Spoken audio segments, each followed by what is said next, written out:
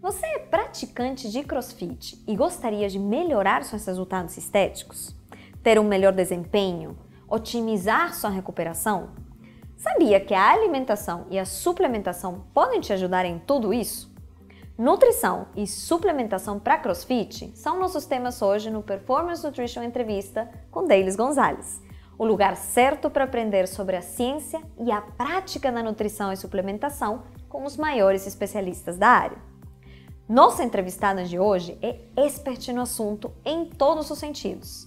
A nutricionista e educadora física Andrea Naves é diplomada pelo The Institute for Functional Medicine em 2007, membro do Instituto Brasileiro de Nutrição Funcional, autora de diversos livros na área de nutrição funcional, diretora da Nutrex, Clínica de Atendimento e Nutrição Esportiva Funcional, e sócia proprietária da Muralha CrossFit. Além do seu impressionante currículo acadêmico, ela é atleta de CrossFit, vivenciando o esporte na prática.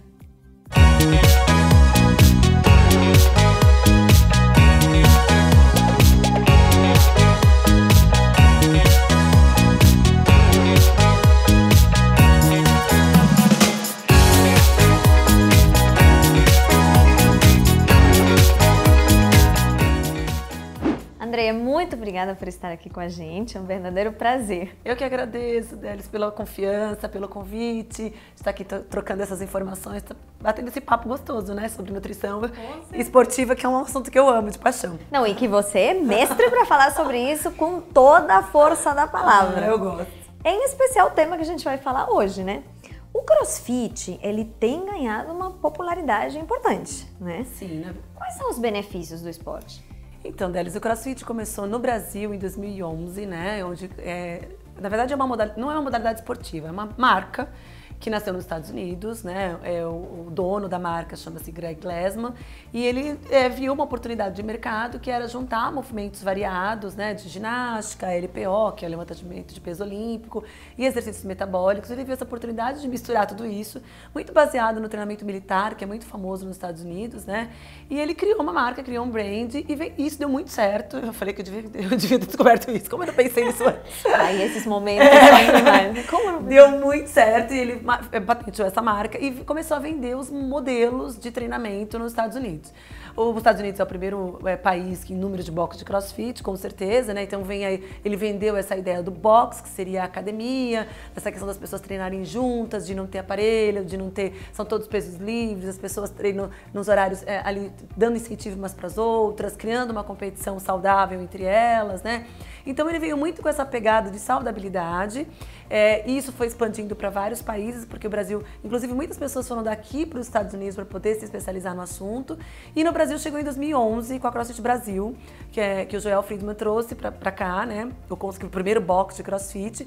Ele começou a fazer os cursos de capacitação e o brasileiro, né, viu um negócio, oportunidade de negócio, o negócio explodiu. O Brasil é o segundo país em número de boxes de CrossFit no mundo. Na verdade, todo o discurso do Greg Glassman, que foi fundador, veio nessa questão de tirar as pessoas do sedentarismo mesmo, né? De focar em alimentação, saúde, bem-estar.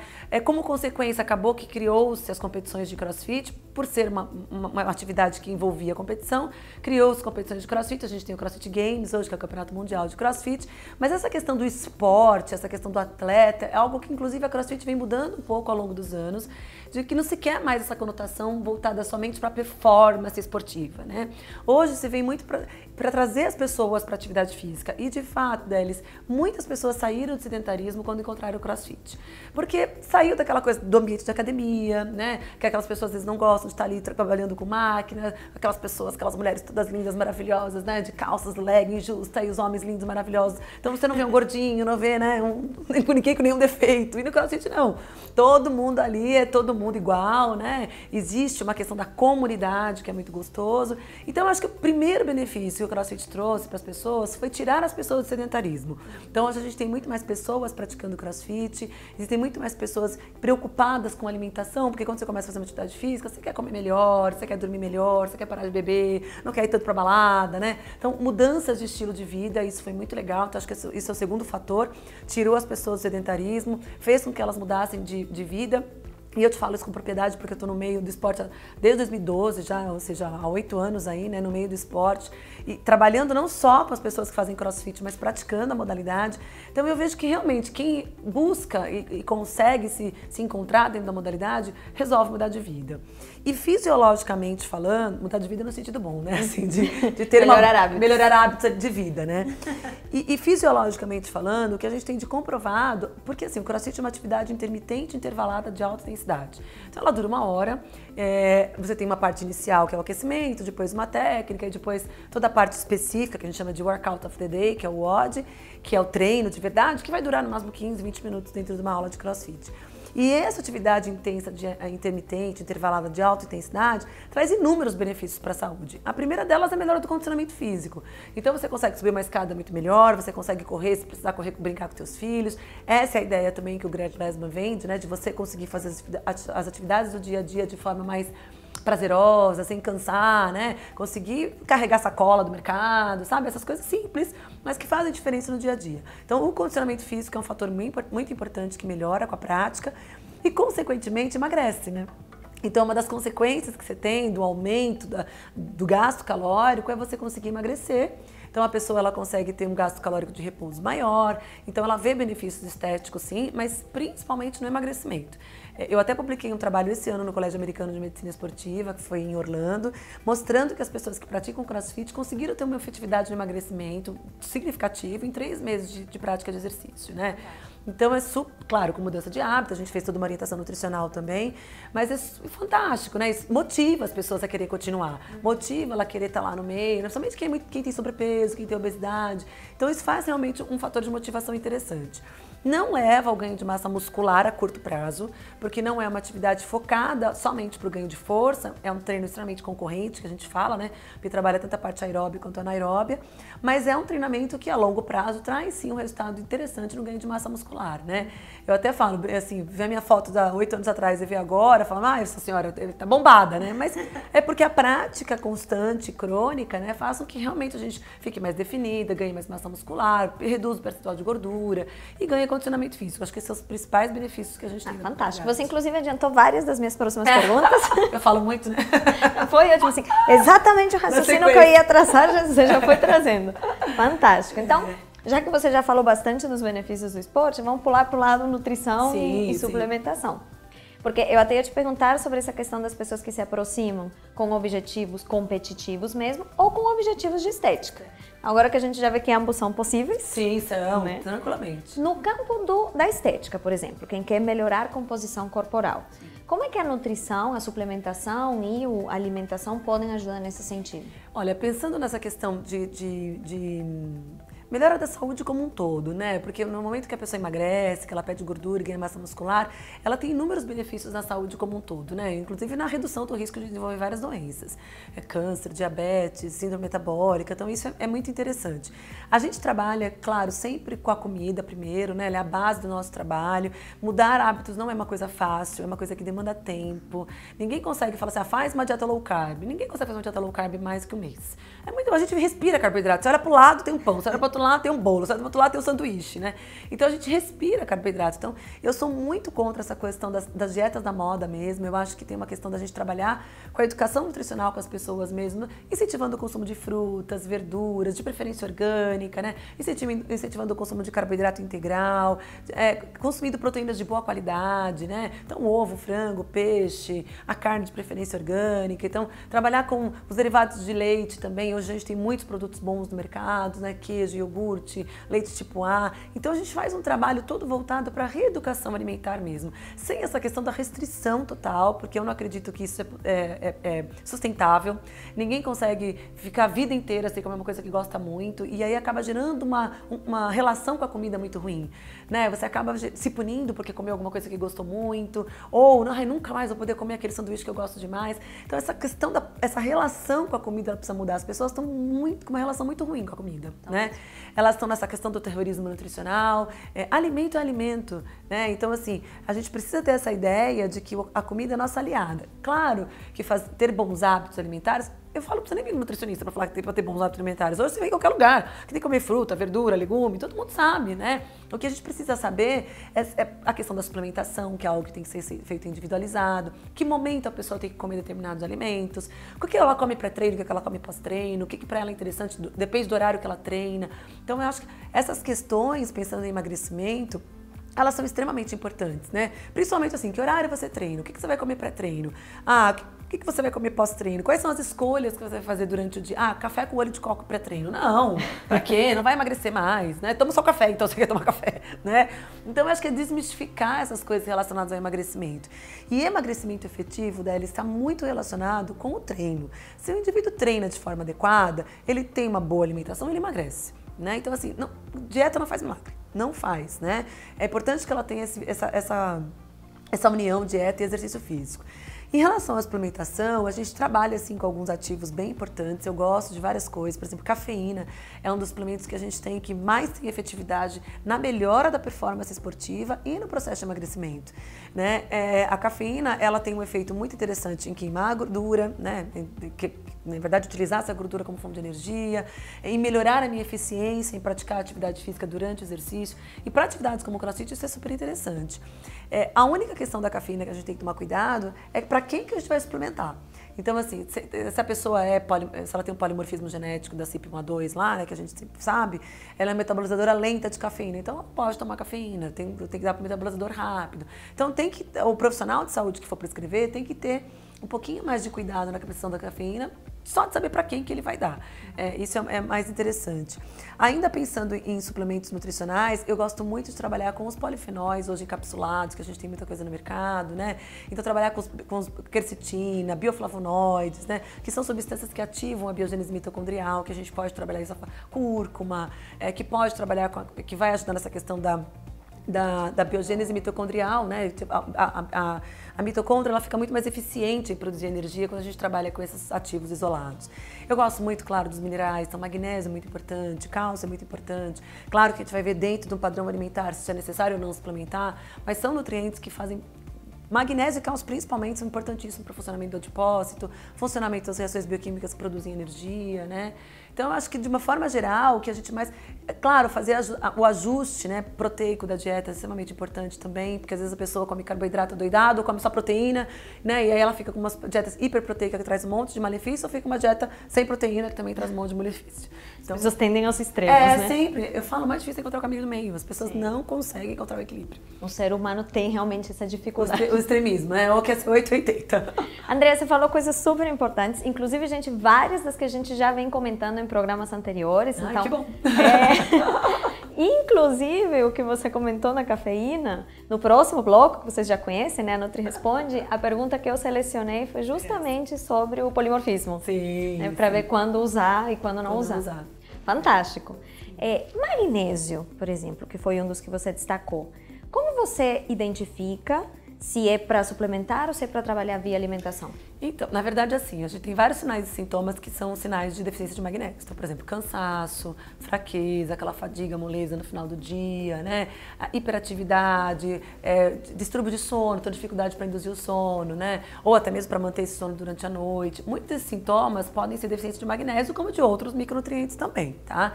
Mas muitas vezes é a deficiência de magnésio. Uma outra forma que a gente tem de fazer essa análise é fazendo a avaliação de magnésio no sangue. Então, a gente pode pedir um magnésio plasmático, que dificilmente vai dar ruim, porque a homeostase acaba que o sangue mantém esse magnésio bom, ou a gente pede o magnésio eritrocitário, que a gente avalia o magnésio dentro da célula vermelha, né?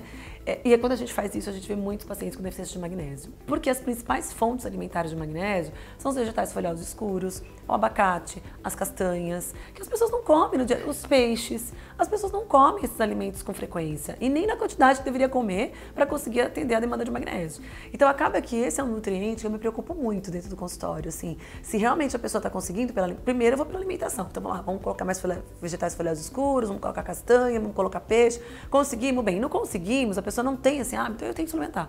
Porque senão esses sinais e sintomas realmente não desaparecem.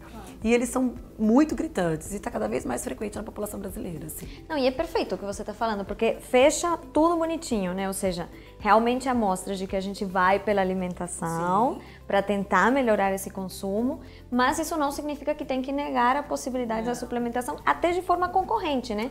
Enquanto a pessoa está conseguindo aumentar... Mudar o hábito, isso. Você vai suplementando. E tem uma outra questão, né, Délis? Porque assim, eu preciso garantir que esse magnésio vai ser absorvido no intestino.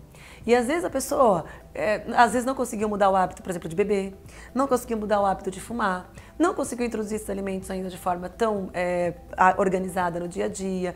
E esse intestino não vai absorver esse magnésio. Então, se eu não fizer de forma suplementada, talvez até numa dosagem um pouquinho mais alta, como é que eu vou garantir que ela está absorvendo aquilo que vem do alimento? Por isso que essa coisa de fazer concomitantemente é muito importante, né? Então, até porque se a pessoa não vai melhorar os sintomas, né, ela vai desistir da orientação. É verdade. Da mudança, né, do nutricionista. Então, eu sempre digo isso, a suplementação, ela vem início para ajudar a gente a cuidar dos sinais e sintomas desse paciente, ele se sentir melhor e até com mais vontade de mudar os hábitos de vida. A suplementação não é para sempre, né? É por um determinado período, é por um determinado momento. Ela é importante porque nos ajuda a ter adesão do paciente também dentro da consulta e aos pouquinhos vai mudando a alimentação e depois, e a gente vai reavaliando isso. Não conseguimos adequar a gestão alimentar, continua com sinais e sintomas, o sangue ainda não está bom. Vamos de novo fazer a suplementação. Então, eu falo que o nutricionista ele tem que ter muito bom senso, porque esse ajuste fino, né, em cada consulta que você faz com o paciente, ele é muito importante. E é o que garante adesão. Falou tudo com a palavra bom senso. Bom senso tem que ter. Né? Aliás, magnésio, gente, é um tema tão interessante que assim, eu tô me sentindo atraída, acho que vale a pena até fazer um programa só dele. Sobre magnésio, é verdade. Então, voltando aqui pro CrossFit. A gente estava falando na questão de alimentação, suplementação para emagrecimento, e você mencionou toda a parte de melhorar hábitos, cafeína, magnésio, como sendo aporte de proteína, né? E para quem está buscando melhorar rendimento esportivo? A gente tem um monte de coisa. Aí a gente tem muita coisa, porque assim... E também, Délis, não quer dizer que esses suplementos que a gente vai trabalhar para rendimento esportivo não possam ser usados com aquele que quer emagrecer, tá?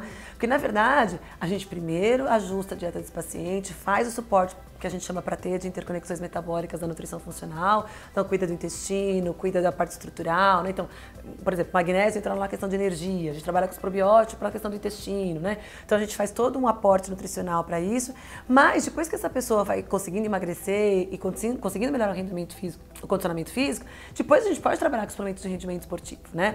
É que a gente tem 5 suplementos que pelo Colégio Americano de Medicina Esportiva, eles são considerados suplementos que melhoram a performance esportiva, tá? Então quando você toma e treina, melhora a performance esportiva. Então a gente tem a cafeína. Cafeína é top das galáxias. Eu falo que é top das galáxias. Betalanina, né, que é um suplemento que no Brasil não se pode ter comercialização, só pela manipulação, né? A gente não tem empresas que produzem betalanina. Creatina, que é muito legal, e eu sempre falo isso deles. Vão me perguntar, vai acabar todos os suplementos do mundo, qual que você quer que fique? Creatina. Ela serve pra tudo também, creatina e cafeína, né? Creatina, todas as células do nosso organismo usam a creatina como fonte de energia. Creatina melhora rendimento esportivo, ganho de massa muscular, tem estudos mostrando melhora de desequilíbrios intestinais, inclusive com pacientes com doença inflamatória intestinal, com o uso de creatina, sabe? Então, assim, é um suplemento que realmente vale muito a pena a gente utilizar na saúde e na doença, né? Bicarbonato de sódio e... eu falei betalanina, cafeína, bicarbonato de sódio, creatina, faltou nitrato de sódio. O nitrato de sódio, que também é reconhecido. Então, esses suplementos, de fato, melhoram a performance esportiva. E claro que, assim, por exemplo, a gente tem ainda outras questões que a gente pode usar como coadjuvantes nesse processo para ajudar esse paciente a melhorar a performance. Então, por exemplo, a gente tem os pré-treinos do mercado hoje, que são a associação de, muitas vezes tem cafeína, tem creatina, né? Alguns têm taurina. Então, às vezes é uma combinação de coisas ali que podem ajudar esse paciente a performar melhor. Então, em determinados momentos, alguns pré-treinos podem ser interessantes. O Colégio Americano não reconhece o whey como um suplemento. E eu também acho que não é, porque o whey ele é uma proteína isolada que ajuda a gente a ajustar o plano alimentar. Então, independente se essa pessoa suplementa ou não, ou até mesmo se ela treina ou não, a gente pode usar a proteína isolada como uma forma de ajustar a ingestão proteica do paciente. Porque pensa num lanche proteico. Com certeza. Uma barrinha gigante, você vai levar ovo, você vai levar, enfim, uma lata de atum, ou carne, ou frango.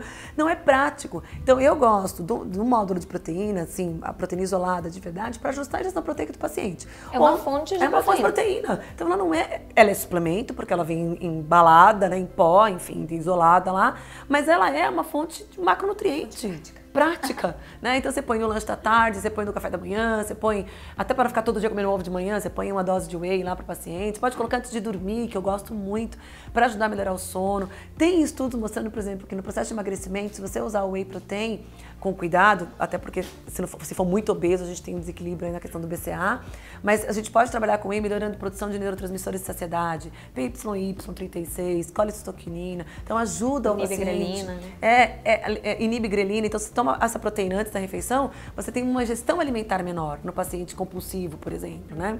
Então, assim, pensando em rendimento esportivo, a gente tem uma gama de suplementos que podem nos ajudar, mas para mim o que fica muito? Creatina é muito importante, cafeína, né, porque ambas vão... Carboidrato, porque sem palatinose, sem maltodestrina, sem destrose, fica muito difícil a gente sustentar atividades de longa duração, né? Então, assim, mesmo no CrossFit, a gente trabalha com palatinose pré-treino, trabalha com malto durante o treino, destrose durante o treino. Então, a gente usa, mesmo durante o CrossFit, somente atletas que treinam 2, 3 horas por dia, a gente faz a reposição de carboidrato. O whey protein, então a proteína isolada, né, que faz parte. E aí a gente eu gosto muito de trabalhar também com os recoveries, né, que são a combinação de proteína com carboidrato. Então a gente usa esses suplementos também como uma forma de acelerar o processo de recuperação do atleta. Porque às vezes, por exemplo, eu tenho um atleta de CrossFit que treina 3 períodos por dia. Então eu tenho um menino, ele treina às 7 da manhã, às 10 da manhã e às 2 da tarde. Claro que eu vou colocando refeição nisso, mas às vezes a densidade de comida que fica esse plano alimentar e é a gigantesca. velocidade com que tem que recuperar glicogênio não dá tempo. Se eu não colocar uma coisa rápida ali, não vai. Então eu trabalho muito com os recoveries pós-treino, principalmente quando eu tenho treinos muito próximos assim, né, que são essas combinações de 3-1, 4-1 de carboidrato com proteína. E outra coisa que eu uso muito no CrossFit também são os módulos hipercalóricos, que eu uso bastante, porque o que acontece? Às vezes eu preciso ajustar a dieta do paciente em 2 gramas de proteína por quilo de peso. Assim, isso vai dar 200 gramas de proteína no dia. E às vezes eu não consigo reajustar durante todas as refeições do dia. Então me sobra o pré-sono, que é um momento muito importante de digestão proteica. Então eu acabo colocando um hipercalórico. Porque aí eu tenho carboidrato, tenho proteína, tem carboidratos bons ali, né? Tenho vitaminas, minerais, e me dá às vezes 500 calorias numa dose. Então me ajuda muito a ajustar, inclusive, o aporte calórico da dieta. Então, para atleta, eu uso muito esses Deixa eu aproveitar 2 ganchos aí que você puxou, que também estavam na minha sequência. Você mencionou, por exemplo, esse atleta treina 3 vezes ao dia. Mas até mesmo quem não é atleta de CrossFit, do que eu escuto muito nos pacientes, né, e pela própria natureza do esporte, o CrossFit exige bastante do corpo, né, de forma geral. Então, uma coisa que eu acho que a gente precisa se preocupar muito no lado da alimentação e descanso e tudo, é para prevenir lesão, né? Sim, extremamente importante. E, na verdade, a principal questão das lesões no CrossFit, você fala, a Cristiane se lesiona porque pulou na caixa. Não, é porque as pessoas não estão comendo direito. Então, assim, elas não têm um aporte nutricional, nem de calorias, nem de macronutrientes, nem de fitoquímicos adequado. Por isso que ela vai lesionar. Então, assim, se ela não tiver uma gestão proteica adequada durante o dia, como que esse músculo se recupera? Porque síntese proteica depende de gestão de proteína. Não tem como acontecer. E síntese proteica não é ganho de massa muscular. Síntese proteica é reparação muscular. Então, se eu não tenho uma gestão proteica adequada, uma gestão de carboidrato adequada para repor o glicogênio muscular, a proteína para fazer síntese proteica, como que eu faço para me recuperar dos treinos intensos? Então, a sobrecarga articular acontece, a sobrecarga muscular acontece, né? Eu uso muito colágeno hoje com meus pacientes, eu gosto bastante. Uma forma de dar outros tipos de aminoácidos para reparação articular também, né? Hoje tem muito estudo com colágeno hidrolisado, inclusive em atleta, em esportes, em atleta de alto rendimento. Então, assim, se a gente não cuidar desse paciente que faz CrossFit pensando na prevenção dessas lesões, ele não consegue sustentar o esporte por muito tempo. Não consegue. Não, e é perfeito o que você falou, até porque, assim, é muito comum quando as pessoas se aproximam do esporte buscando um objetivo estético, por exemplo, elas se levam ao limite, né? Tanto quem quer desempenho quanto quem quer o estético. Mas quem quer o estético acaba indo com verdadeira privação, seja de carboidratos ou de calorias mesmo, e se expõe muito mais a um risco de lesão, né? E aí entra o que a gente fala em overtraining, né? Porque a pessoa quer treinar, aí não come, não dorme, morre, né? Entre overtraining. Que corpo que sustenta isso? Tem corpo que sustente, né? Então, mesmo no emagrecimento, a gente vê muitas pessoas que não conseguem sustentar essa questão do processo de emagrecimento, porque primeiro que elas querem as coisas da noite pro dia, né? Não entendem que é um processo. E aí se coloca um limite máximo, porque achando que treinar mais vai trazer resultado, só que não tem um aporte nutricional adequado, de vitaminas, minerais, compostos bioativos, carboidrato, proteína, e tudo que a gente sabe, então... E é algo que a gente vê em ambos os casos, tanto quem quer o estético, né, que vai ter A carência porque está se limitando, Sim. quanto quem está do lado do desempenho, que então treina exageradamente, mesmo que coma, Às vezes hoje não dá acaba conta. tendo uma restrição. Olha, por conta você disso. falou uma coisa super importante. Nas mentorias que a gente faz presencial, a gente atende atleta, né? E eu faço análise de gasto calórico de repouso. A gente usa, eu tenho o calorímetro indireto e a gente faz o gasto calórico de repouso e depois calcula o gasto calórico das atividades. Todos os atletas, olha, assim, a gente atende várias modalidades, vou te falar do CrossFit, mas boa parte dos meus atletas que chegam lá, eles estão sempre comendo muito menos do que precisam. Então, por exemplo, eu tenho um atleta que estava comendo 1.500 calorias. O basal era 2.000. Nossa. E ainda tem o exercício, ou seja, que ela gastasse mais 500. Então, se ela tem um gasto de 2.500 e come 1.500, de onde está vindo esses 1.000? Claro. Não dá pra saber de onde, né? Não é à toa que a gente está vendo tanto o REDS crescer, né? Isso, a deficiência, é isso que eu ia dizer, que é a deficiência relativa de energia, né? Porque ela precisa ter energia tanto para exercício, e na verdade primeiro para viver, né? Então a gente precisa de energia para viver primeiro e depois energia para o exercício extra. O problema é que as pessoas não conseguem dar energia nem para viver. E aí elas querem, com essa energia que elas não conseguem nem viver, ainda treinar. Aí vai entrar em REDS. E eu achei sensacional, até teve um artigo no ano passado que o título dele eu achei demais, assim, era o REDS, a ponta do iceberg. Sim, eu tenho certeza que sim também. Mostrando fora a questão de complicações que a gente tem, que na verdade a incidência é muito maior do que o que a gente pensa. Muito maior. Em atleta é muito, muito grande. E aí o que acontece? A principal consequência do REDS é desequilíbrio hormonal. Então a pessoa começa a ter uma redução de testosterona, começa a ter muita produção de cortisol, né? Então começa a catabolizar mais, altera a produção de insulina, glucagon, aí ela quer fazer modulação hormonal. Só que não adianta, porque ela tá comendo pouco, tá faltando alimento, né? Ela quer fazer, não que eu seja contra a modulação hormonal, não é isso, mas não adianta você ir lá e corrigir o sintoma se você não vai na causa do problema, né? Então aí acaba que a pessoa tem tireoide, um monte de atleta com problema de tireoide, porque tem ingestão energética baixa. Aí começa a tomar um monte de remédio para tireoide. Tá, mas o problema não é que a tireoide não funciona, é que ele não tem matéria-prima para produzir hormônio tireoidiano, né?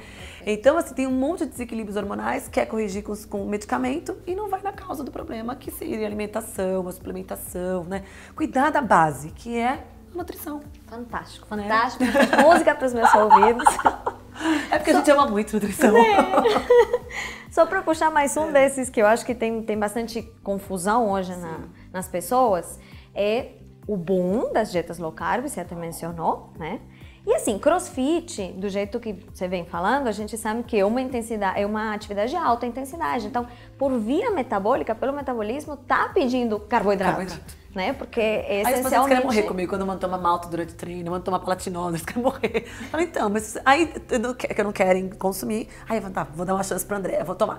Aí toma, nossa, eu tô treinando muito melhor, o que aconteceu? Eu falei, então, é só o coitadinho do carboidrato que eu coloquei pra você, mais nada. Então, realmente, assim, pode ficar a mensagem de que as pessoas não precisam ter esse medo aí com o carboidrato. Não, nem suplementado e nem da dieta deles. Assim, o carboidrato não é vilão. É claro, qual que é o carboidrato vilão? É o sanduíche que a gente come, é a pizza, é o doce, é o açúcar do refrigerante, dos sucos prontos. Esse é o vilão. Mas o carboidrato do alimento, né, de uma banana, eu fico vendo as pessoas que têm medo de comer banana, de treinar, quero morrer, né? Do alimento, ou um carboidrato de digestibilidade mais lenta, como no caso da palatinose, né? Enfim, não tem por que a gente se preocupar com isso. A preocupação vem dos junk foods. Aí sim, açúcar refinado não é legal, sacarose não é legal, mas tem milhões de outras possibilidades de carboidratos do bem e eles são importantes para a performance esportiva. Se a gente está falando de exercício, não dá para falar em redução de carboidrato. Agora sim, Delis, não quer dizer que em determinado momento da vida do paciente eu não posso optar por uma estratégia low carb. Eu posso optar dentro do meu papel de nutricionista, se é um paciente que está comigo há muito tempo, eu posso às vezes adotar uma estratégia low carb no período que ele estiver de férias, no período que ele tiver com uma intensidade de treino mais baixa, ou que se lesionou, né? Então eu posso fazer uma estratégia, mas é a estratégia. E ela tem começo, meio e fim, né? Então ela tem um momento para começar, tem um momento para terminar, a gente vai ver o que trouxe para a saúde dele, pronto. O que não pode, as pessoas querem fazer jejum intermitente e dieta low carb achando que isso é a solução a todos os problemas do mundo. Não é, né? Não é. Gente, essa mensagem é muito importante, pelo amor de Deus, gravem isso.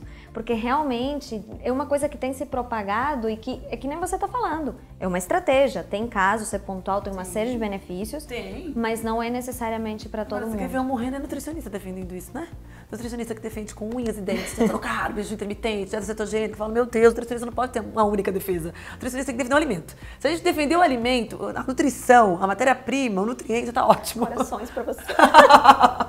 Já tá ótimo. Eu acho que assim, se travou uma briga muito gigante contra a quantidade de carbo, sendo que, na verdade, a gente esqueceu que a base da história é qualidade, né? Qualidade. Então foca na qualidade, que naturalmente você não vai exagerar nem na quantidade. Não vai, nem dá, né?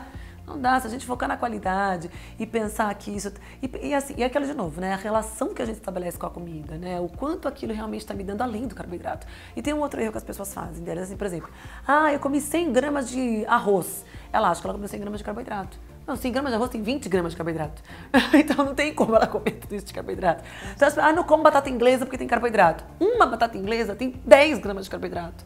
Uma batata inglesa pequenininha assim. Então essas pessoas têm medo de comer batata. Eu falo, Senhor amado, não, come a batata. Pelo amor de Deus, 10 gramas de carboidrato não vai te matar. Corações pra você. Andreia, nossa, podia falar com você o dia inteiro. Eu adoro, eu também adoro. Pra gente deixar aqui uma mensagem, então, pro pessoal que tá assistindo, quem pratica CrossFit ou quem quer praticar.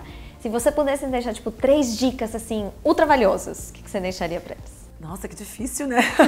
3 dicas.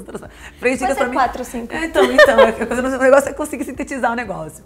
Assim, olha, a base da pirâmide do CrossFit é a nutrição. Então, acho que a primeira coisa para quem quer praticar CrossFit é que procure um nutricionista.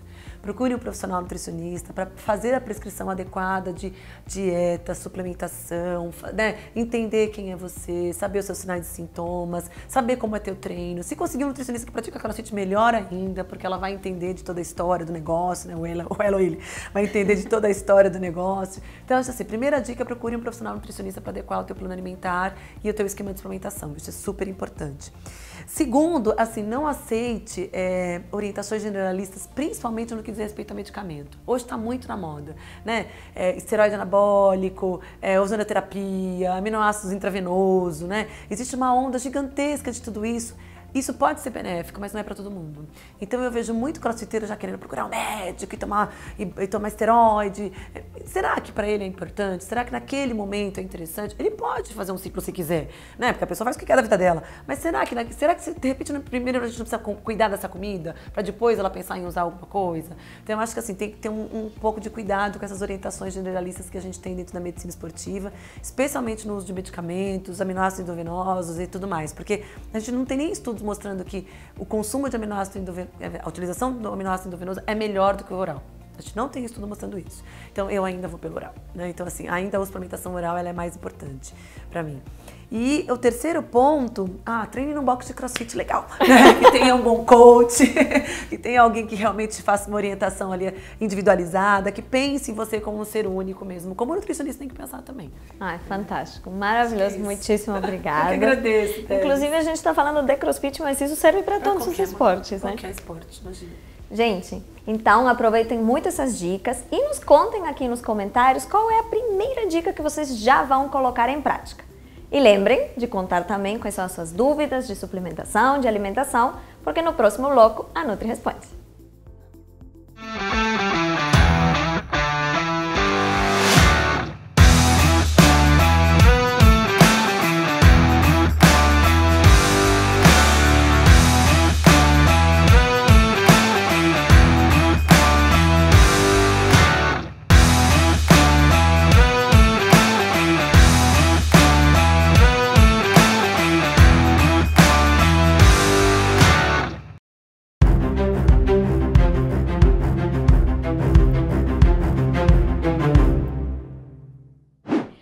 Consome cafeína para melhorar seu rendimento?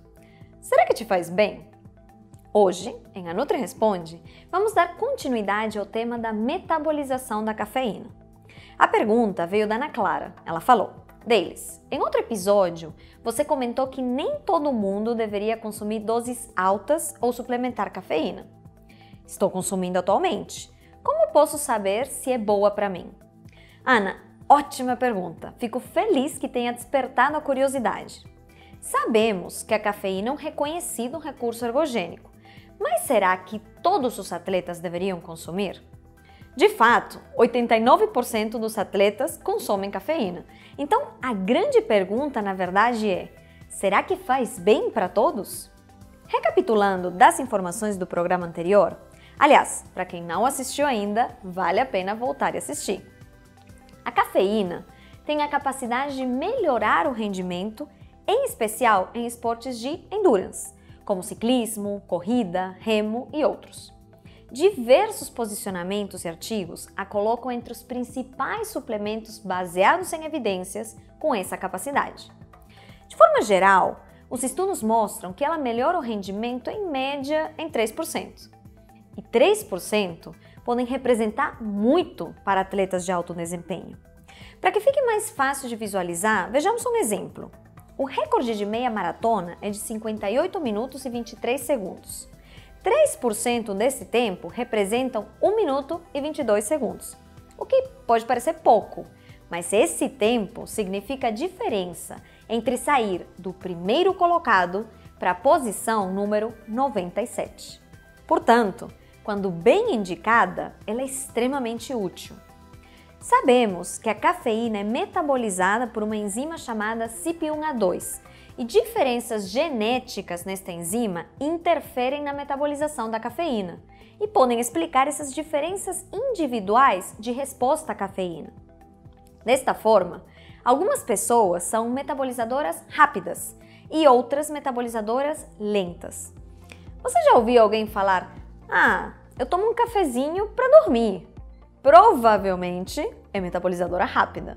Ou então, se eu tomar café, eu sinto taquicardia, agitação e mesmo tomando cedo, atrapalha meu sono à noite.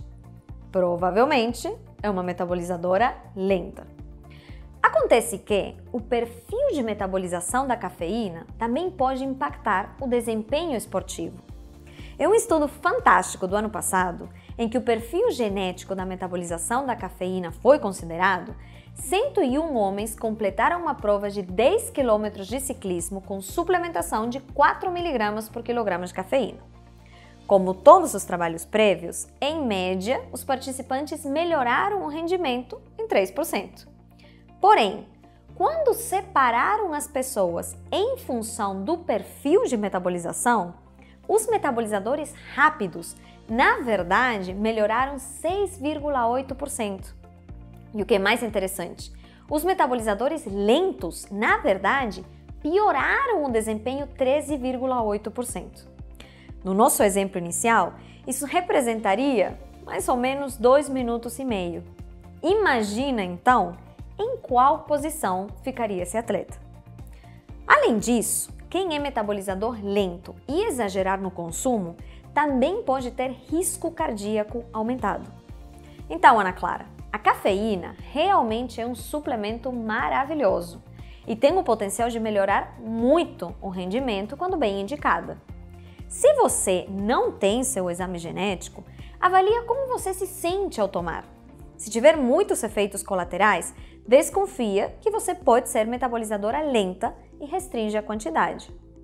Reforço o que falei no programa anterior. Como todo suplemento, os grandes benefícios não significam que todo mundo deve consumir. A prescrição é algo muito individualizado, então procure um profissional que vai te ajudar a decidir se a cafeína é o suplemento ideal para você. Gente, é sempre um prazer estar com vocês. Lembrem de deixar todas as suas perguntas de alimentação e suplementação aqui nos comentários e deixem também o seu like no programa. Compartilhem com seus amigos, se inscrevam no canal para sempre receber as atualizações dos próximos vídeos. Aproveitem para seguir também o perfil da Performance Nutrition no Instagram e acompanhem a riqueza de conteúdos que são postados diariamente. Beijos da Nutri, a gente se vê!